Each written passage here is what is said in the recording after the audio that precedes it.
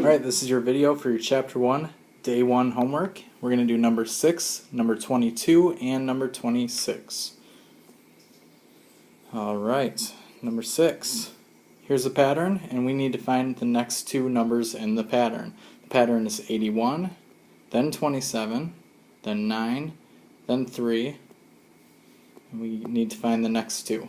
So, one thing I notice is if I look at this 9 and 3, we're adding 6 if we're going up or subtracting 6. So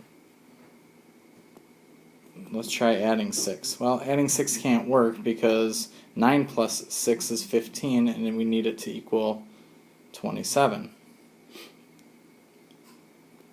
So let's try something else. When I look at this pattern, I also notice if I go from 3 to 9, is I could multiply by 3. And then 9 to 27, 9 times 3 is 27, 27 times 3 is 81, which is great if we're getting bigger, but we're trying to make it smaller. We're going down from 81 to 27 to 9 to 3. So instead we will do the opposite, which is to divide by 3. So if we divide by 3, 81 divided by 3 will give me 27. Oops. 81 divided by 3 will give me 27. 27 divided by 3 will give me 9. 9 divided by 3 will give me 3. And then 3 divided by 3 will give me 1. If I do then 1 divided by 3, that will give me 1/3.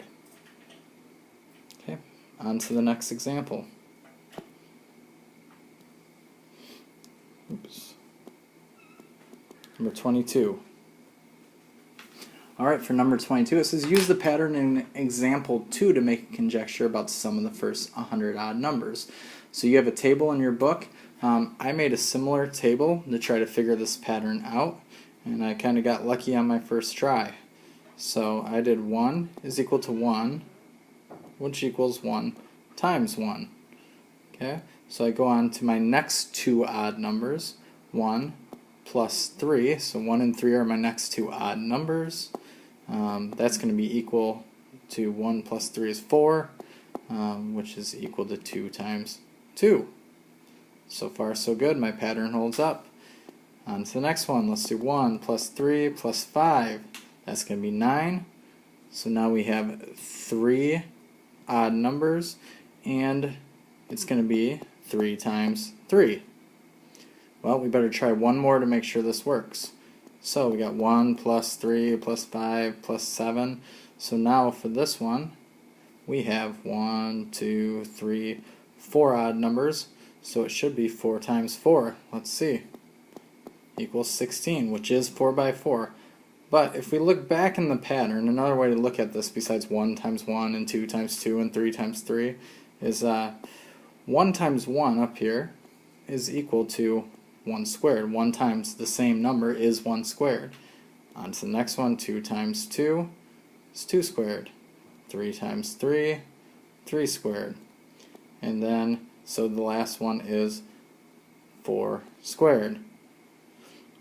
So, the sum of the first 100 odd numbers, so that means we have 100 different numbers, the sum of the first 100 odd numbers, is going to be equal to 100 squared, or 10,000. Oops. Okay, on to the next example. Number 26. Number 26 is asking us the product of two positive numbers is greater than either of those numbers. What I highlight here is the number sign. You're going to see me use that quite a bit. So the product of two positive numbers, so if I multiply two positive numbers, the answer has to be greater than either number. Okay, it's asking for a counterexample. Well, first I'm going to give you an example. The example is 2 times 2. 2 times 2 is equal to 4. 4 is greater than 2, and it's also greater than 2. So it holds up. Let's look at a different example, though, a counterexample. How about if we multiply 1 times 7? that's going to equal 7. 7 is not greater than 7. It's equal to 7. It is greater than 1, but it has to be greater than both of them. So this pattern does not always work out.